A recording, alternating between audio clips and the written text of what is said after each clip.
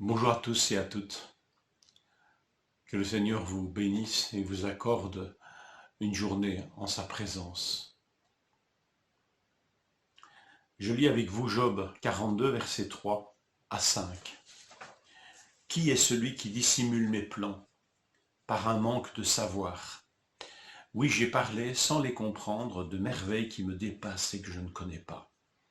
Écoute-moi et je parlerai, je t'interrogerai et tu me renseigneras. Mon oreille avait entendu parler de toi, mais maintenant, mon œil t'a vu. Quelle interpellation pour chacun de nous à la fin de ce livre de Job. Le verset 4 peut nous paraître un peu mystérieux, mais en fait ce verset 4, écoute-moi et je parlerai, je t'interrogerai, tu me renseigneras, est l'écho de deux interpellations de Dieu à l'égard de Job. Chapitre 38, verset 3, chapitre 40, verset 7. Mets donc une ceinture autour de ta taille, comme un vaillant homme, je t'interrogerai et tu me renseigneras. Dieu invite par deux fois Job à l'instruire sur lui-même. Dieu va se mettre à l'école de Job pour en apprendre sur lui.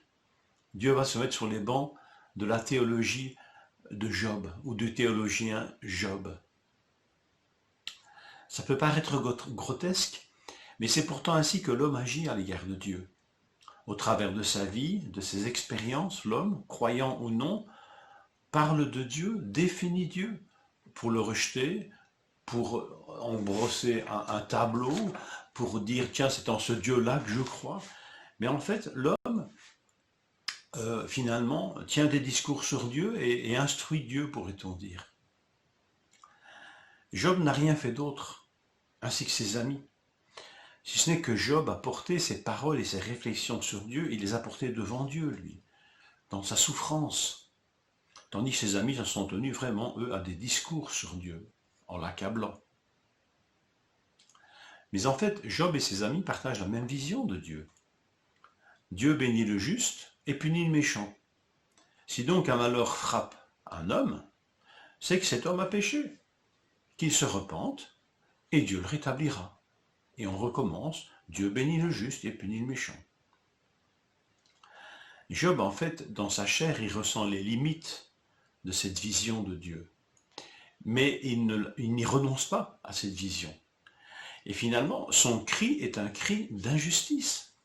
Pourquoi Dieu frappes-tu le juste, alors que tu ne dois pas le frapper? Tu dois frapper le méchant. Et je ne suis pas un méchant. Je ne le vis pas comme ça. Contrairement aux amis de Job qui cherchent à démontrer sa culpabilité, Job, honnêtement, peut dire, mais je n'ai commis rien qui puisse expliquer que Dieu s'en prenne à moi. Mais il est dans la même vision que les amis. Donc Dieu le fait souffrir injustement. Il n'a pas péché pour recevoir de tels malheurs. Heureusement, Dieu dans sa grâce, et la grâce de Dieu est ce cadeau de Dieu qui nous fait sortir de ce cercle vicieux dans lequel nous sommes captifs d'une vision de Dieu, et nous n'en sortons pas. Mais Dieu peut nous en faire sortir par sa grâce, quand il nous fait découvrir qui il est vraiment.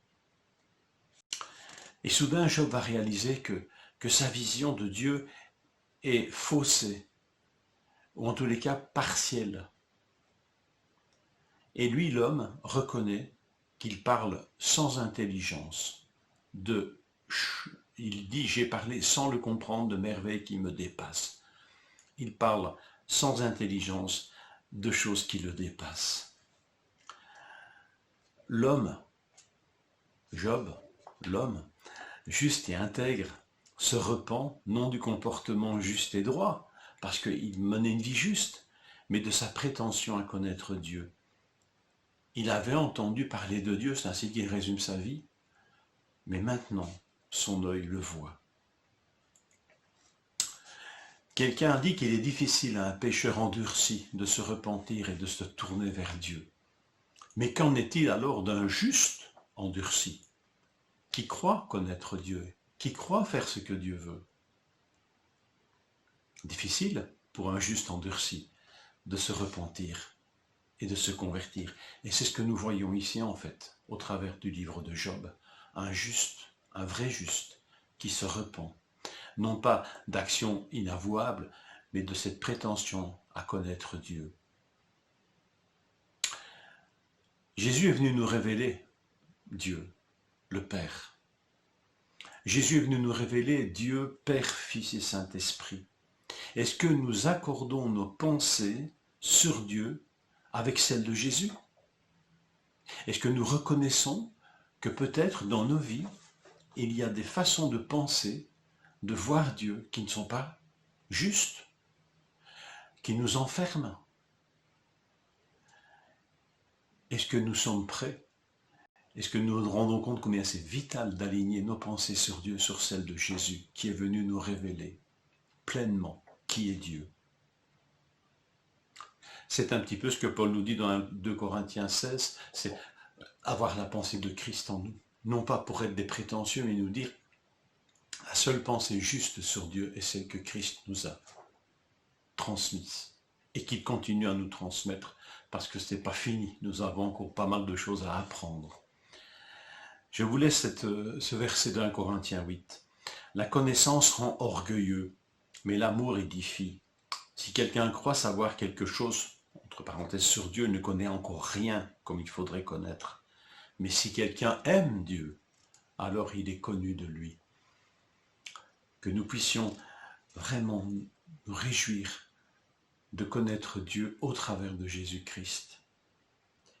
Si quelqu'un aime Dieu, ça c'est vraiment ce que Jésus est venu nous montrer, nous démontrer, nous révéler.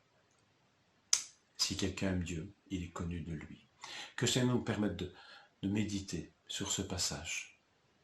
Je vous souhaite une bonne journée.